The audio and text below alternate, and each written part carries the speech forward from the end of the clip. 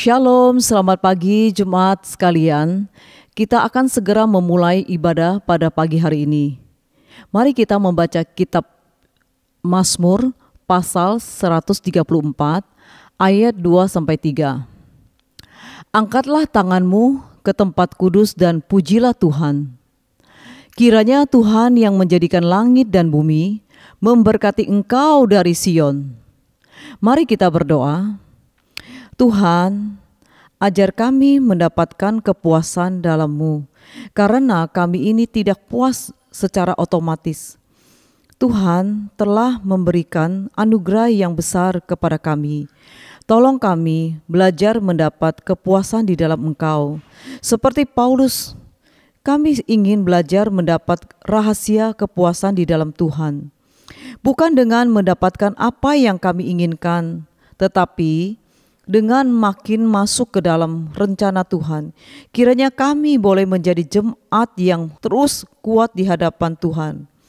Dalam nama Tuhan Yesus kami berdoa, amin. Shalom semuanya Bapak Ibu Saudara-saudari yang dikasihi Tuhan.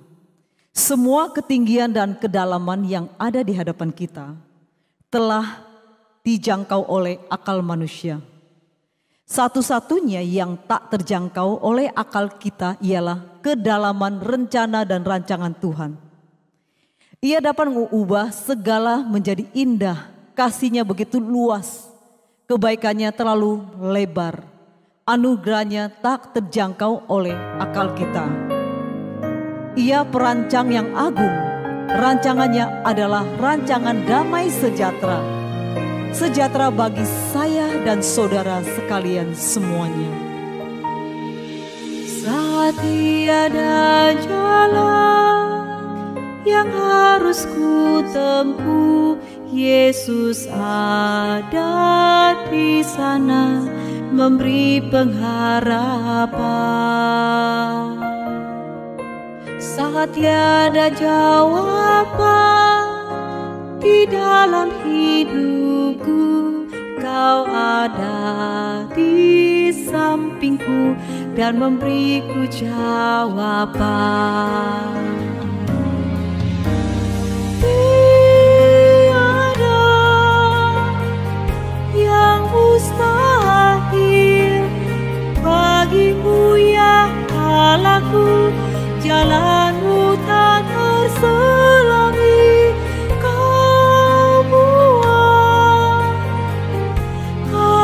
Terpesona rancangan-Mu Tuhan, rancangan damai sejahtera.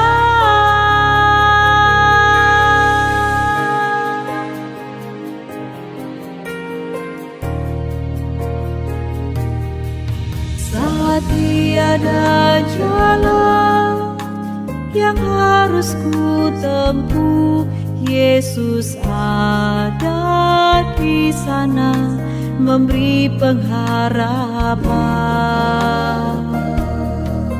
Saat tiada jawaban di dalam hidupku, Kau ada di sampingku dan memberiku jawaban.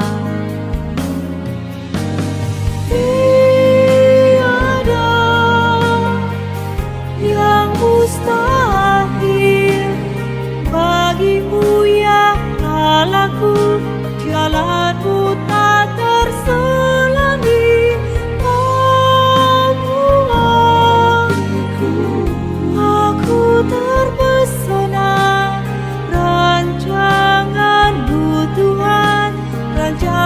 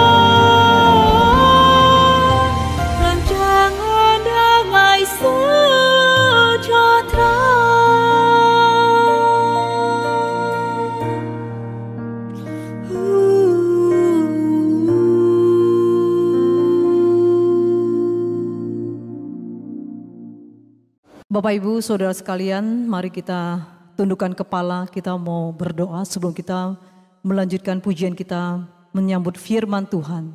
Mari kita berdoa. Bapa kami yang di sorga, dikuduskanlah namamu, datanglah kerajaanmu, jadilah kehendak-Mu di bumi seperti di sorga.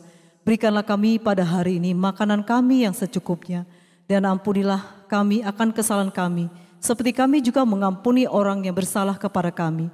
Dan jangan bawa kami ke dalam pencobaan, tetapi lepaskanlah kami daripada jahat, karena Engkau yang punya kerajaan dan kuasa dan kemuliaan sampai selama-lamanya.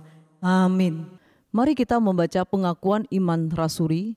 Aku percaya kepada Allah, Bapa yang Maha Kuasa, Kalib langit dan bumi, dan kepada Yesus Kristus anaknya yang tunggal Tuhan kita, yang dikandung dari Roh Kudus, lahir dari anak darah Maria, yang menderita sengsara di bawah pemerintahan Pontius Pilatus, disalibkan, mati dan dikuburkan, turun ke dalam kerajaan maut.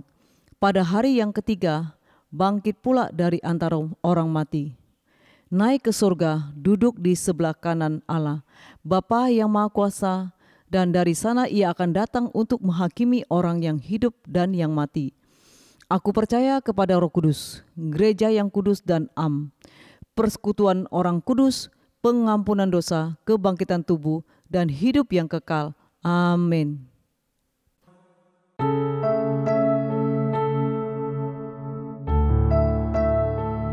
Salam, selamat pagi saudara-saudara kasih Tuhan. Pada minggu ini kita kembali untuk beribadah mendengar sabda firman Tuhan. Marilah kita berdoa.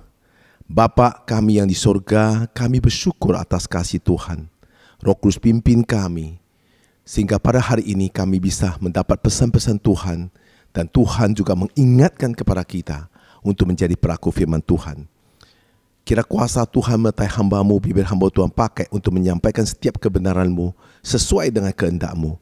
Berfirmanlah kepada kami siap untuk mendengar, kami berdoa di dalam nama Tuhan Yesus Kristus.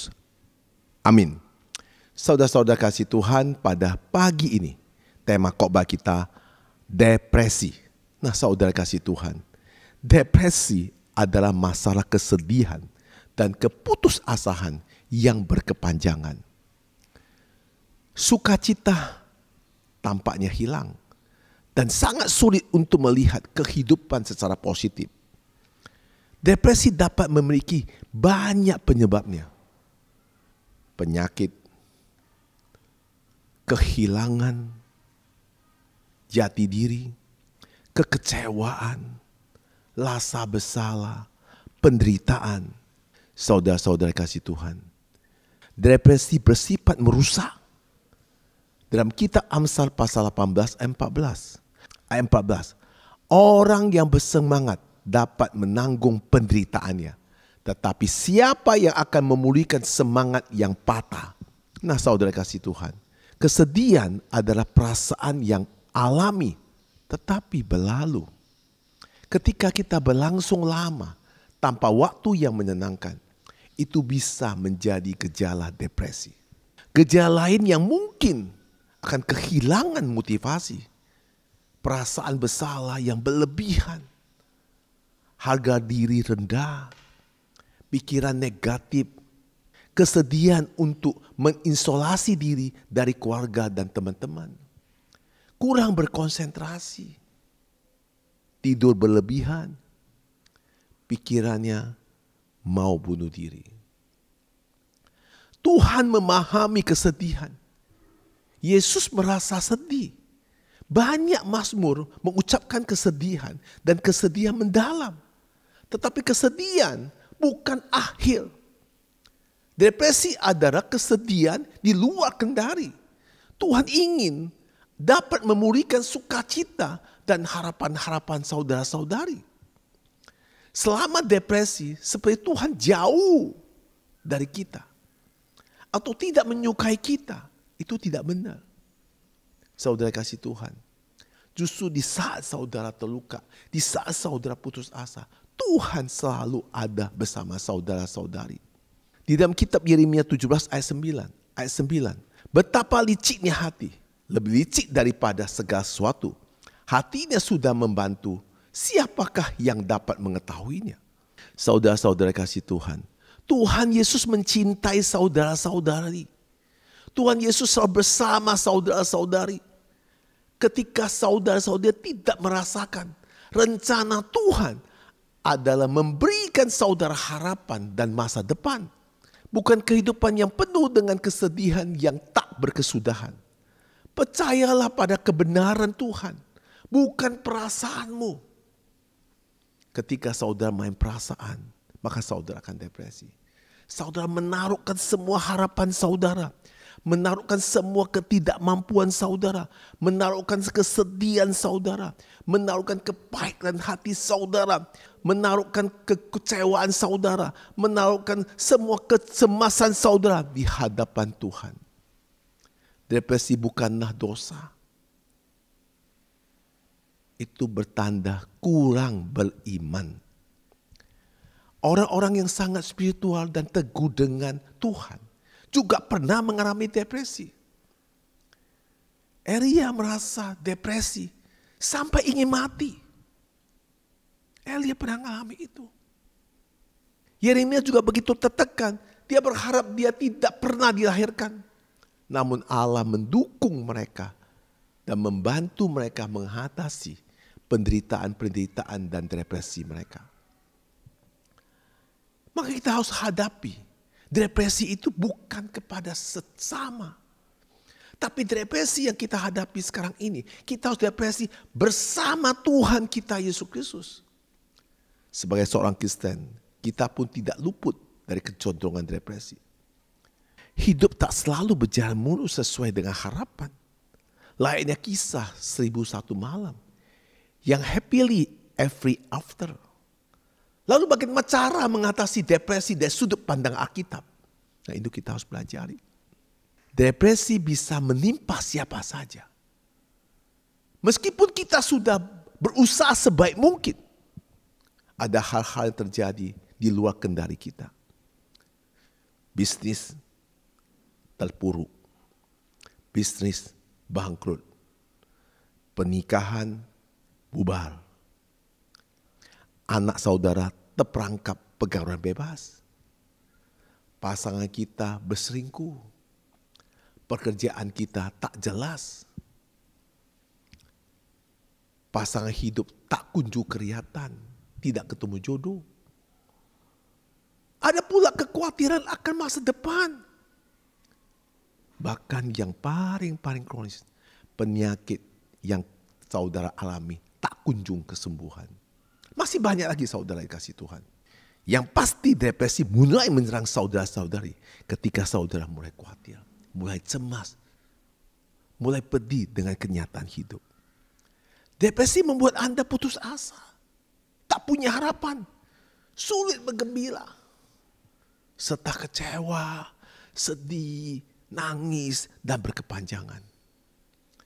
Ketika depresi meranda saudara-saudari, saudara harus tahu bahwa saudara tidak sendirian. Ingat cepat-cepat, mendekatilah diri saudara dengan Tuhan melalui doa, ibadah, membaca Alkitab. Bahkan tokoh-tokoh Alkitab yang kelihatan yang paling hebat pun pernah mengalami depresi. Daud. Siapa yang tidak kenal Daud? Sosok yang dijuduli a man after God own heart. Begitu berkenan di hati Tuhan. Namun seorang pahlawan perkasa yang mengalahkan berasa-asa musuh pun pernah mengalami depresi. Di antara ketika dia dikejar-kejar Raja Saul dan jatuh dalam dosa dengan Batseba. Lalu Daud mengucapkan hatinya dalam puisinya di Mazmur 39 ayat 12. Ayat 12. Dengarkanlah doaku ya Tuhan. Dan berikan telinga kepada teriakanku minta tolong. Janganlah berdiam diri melihat air mataku. Sebab aku menompang padamu. Aku pendatang seperti semua nenek moyangku. Kesedihan Daud, depresi Daud. Dia bawa dalam doa dan minta Tuhan pertolongan. Nah saudara-saudara kasih Tuhan. Ayub juga sama. Ayub ada seorang yang saleh, takut akan Tuhan dan menjauh kejahatan. pun pernah mengalami depresi. Ayat 3, ayat 11. Mengapa aku tidak mati waktu aku lahir? Atau binasa waktu aku keluar dari kandungan? Ketika Ayub dicoba iblis, kehilangan harta benda, anak-anaknya semua mati. Terkena penyakit kudis. Lalu ditinggalkan istrinya dan sahabat-sahabatnya. Ia jatuh dalam depresi. Dia mengutuki dirinya, kenapa harus lahir di bumi ini? Kenapa gak mati saja waktu lahir? Ia berharap tidak pernah terakhir di dalam dunia ini. Terlepas dari betapa beratnya masalah Daud dan Ayub, pada akhirnya kita melihat bahwa mereka berhasil keluar dari depresi tersebut. Jadi depresi bukan sebuah aib atau hal yang memalukan. Setiap orang dari segala latar belakang sosial dan ekonomi bisa mengalami depresi. Di dalam kitab Ulangan pasal 31 ayat 8. Ayat 8. Sebab Tuhan, Dia sendiri akan berjalan di depanmu. Dia sendiri akan menyertai engkau. Dia tidak akan membiarkan engkau dan tidak akan meninggalkan engkau. Jangan takut dan jangan patah hati. Itulah firman Tuhan. Engkau tidak sendirian. Tuhan akan di depanmu. Tuhan akan selalu menyertaimu. Tuhan tidak biarkan engkau sendirian. Tuhan tidak meninggalkan engkau. Jangan takut. Letakkan semua kesusah hati saudara di hadapan Tuhan.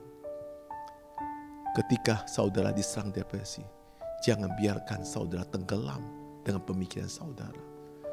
Semakin saudara khawatir, takut, semakin saudara akan patah hati dan putus asa. Kalau saudara melihat masalah dari sudut pandangan saudara sendiri, maka saudara akan kalut. Merasa tak berdaya, tak sanggup, dan kewalahan. Sebabnya pikiran saudara pada hari ini menaruh kepada Tuhan, maka Tuhan akan menuntun saudara melewati masalah-masalah saudara. Bahkan badai kehidupan sekalipun, Tuhan tidak mungkin membiarkan dan meninggalkan saudara-saudara. Kuasa Tuhan, kekuatan Tuhan akan menaungi saudara-saudara. Badai akan berlalu. Jadi tetap berpegang pada Tuhan kita, Yesus Kristus. Saudara akan terjebak depresi jika pikiran saudara dan pikiran saudara menyatakan saudara seorang pencundang, orang yang tak becus. Ubahkanlah cara pandang saudara. Ubahkanlah cara pikir saudara. Berpikirlah dalam sisi spiritual bahwa masa itu hadir bukan karena kesalahan atau ketidakmampuan saudara. Masa itu hanya sebuah ujian. Keadaan saudara yang hadapi bukan pilihan saudara, tapi semua atas kehendak Tuhan. Tuhan lagi sedang menguji saudara supaya saudara lebih tergantung kepadanya. Tuhan sedang mengembalakan saudara di salah satu area hidup. Ketika lewat masalah ini, Anda sudah dibentuk menjadi seorang pemenang. Anda sudah dibentuk menjadi orang yang lebih naik level. Anda sudah dibentuk menjadi seorang yang lebih berhasil. Nah saudara, langsung Paulus mengatakan 1 Korintus 10 ayat 13. Ayat 13. Percobaan-percobaan yang kamu alami ialah percobaan-percobaan biasa, yang tidak melebihi kekuatan manusia. Sebab Allah setia, karena itu Ia tidak akan membiarkan kamu dicobai melampaui kekuatanmu. Pada waktu kamu dicobai, Ia akan memberikan kepadamu jalan keluar, sehingga kamu dapat menanggungnya. Puji Tuhan saudara. Inilah firman. Ingat seberapa besar masalah saudara. Seburuk apa keadaan saudara pada saat ini. Tuhan berjanji bahwa semua itu tidak melebihi kekuatan saudara. Mari kita letakkan kepada Tuhan. Semua itu sesuai dengan kapasitas kemampuan saudara. Artinya tidak ada masalah yang tidak bisa diatasi. Tidak ada masalah yang tidak ada jalan keluar. Tidak. Sertailah Tuhan untuk menghadapi semua masalah. Masalah. Semua letakkan dalam kuasa Tuhan. Letakkanlah semua depresi saudara di hadapan Tuhan. Niscaya Anda akan dapat kekuatan baru dari Tuhan. Saudara-saudari kasih Tuhan, tokoh-tokoh Alkitab yang menghadapi depresi yang sangat berat, Yang pertama adalah Elia. Di 1 Raja-Raja 19 ayat 1 sampai 4. Ayat 1. Ketika Ahab memberitahukan kepada Izabel segala yang dilakukan Elia, dan perihal Elia membunuh semua nabi itu dengan pedang. Ayat kedua. Maka Izabel menyuruh seorang suruhan mengatakan kepada Elia, beginilah kiranya para Allah menghukum aku, bahkan lebih lagi daripada itu, jika besok kira-kira pada waktu ini aku tidak membuat nyawamu sama seperti nyawa salah seorang dari mereka itu. Ayat ketiga. Maka takutlah ia, lalu bangkit dan pergi menyelamatkan nyawanya, dan setelah sampai ke Berseba yang termasuk wilayah Yehuda, ia meninggalkan bujangnya di sana. Ayat keempat. Tetapi ia sendiri masuk ke padang gurun sehari perjalanan jauhnya, lalu duduk di bawah sebuah pohon ara. Kemudian ia ingin mati. Katanya, cukuplah itu sekarang, ya Tuhan, ambillah nyawaku, sebab aku ini tidak lebih baik daripada nenek moyangku. Nah saudara, kitab suci ini menyungguhkan beberapa contoh yang sangat jelas tentang depresi yang dialami para tokoh Alkitab. Dalam Alkitab menceritakan ketakutan yang dialami Elia. Bukan ketakutan biasa, ketakutan luar biasa tentang nyawanya. Berkaitan dengan tanggung jawab dari seorang nabi yang berkonfrontasi terbuka menentang kejahatan Izabel dan Ahab, raja Israel itu. Situasi kondisi bangsa Israel itu jatuh pada penyembah berhala. Sebab Elia diutuskan Tuhan untuk memperingatkan dosa-dosa mereka dan kejahatan Ahab dan bangsa itu. Karena konfrontasi tersebut, maka Elia ditentang, dicari dan diancam untuk dibunuh oleh Izabel, istri Raja Ahab. Akibat ancaman tersebut, Elia menjadi takut, melarikan diri menyelamatkan nyawanya, bersembunyi di padang gurun. Dan dalam perjalanan pelarian itu akan keinginannya untuk mati saja.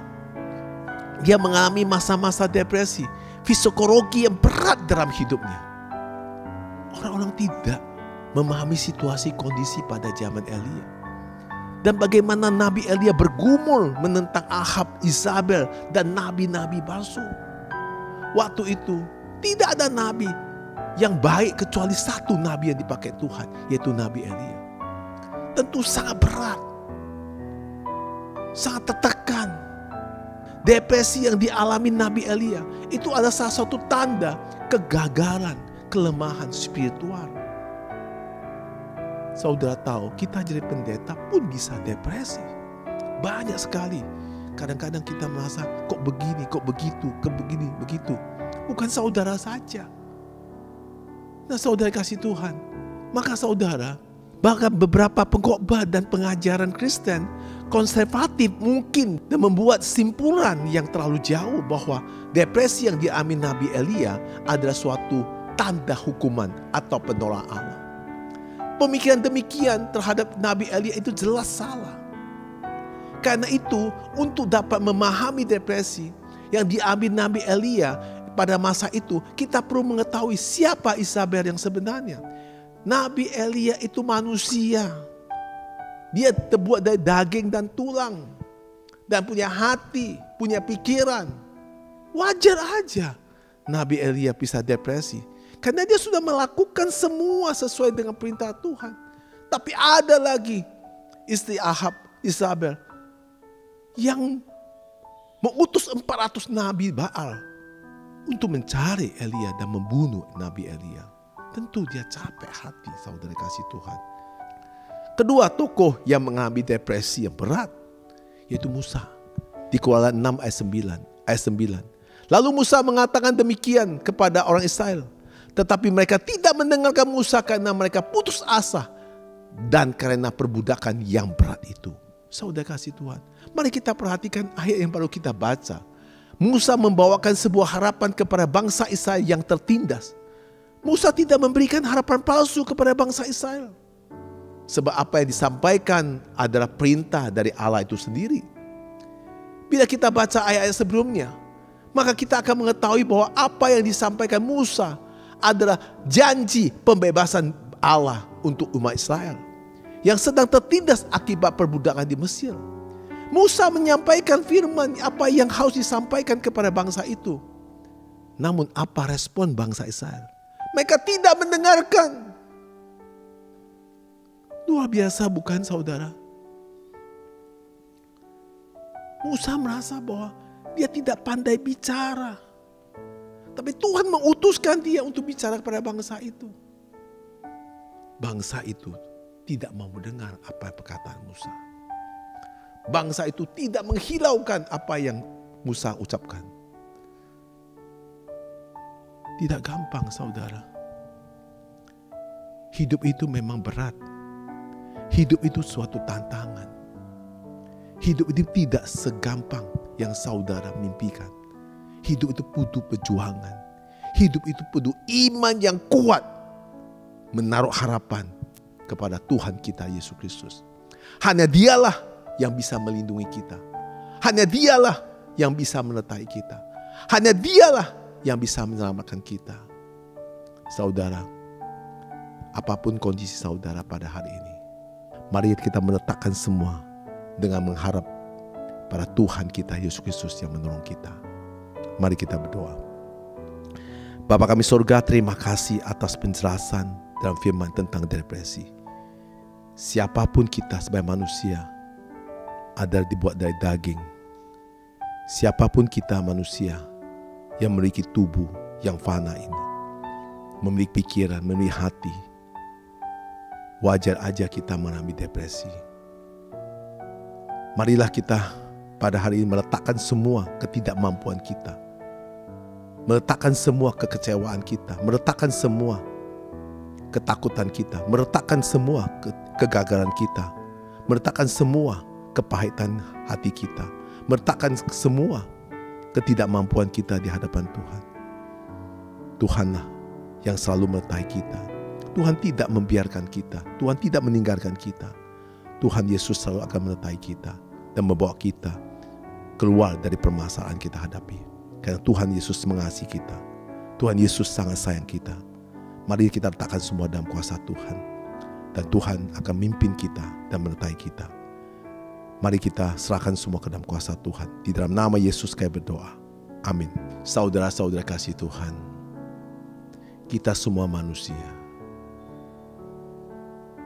hidup bisa mengalami depresi.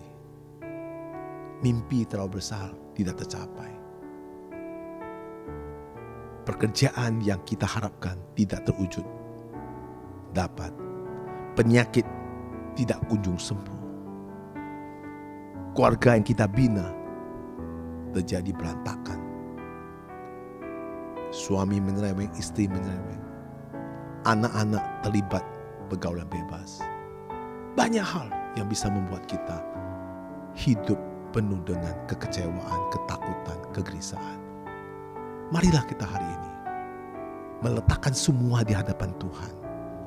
Karena hanya dialah yang sanggup menolong kita.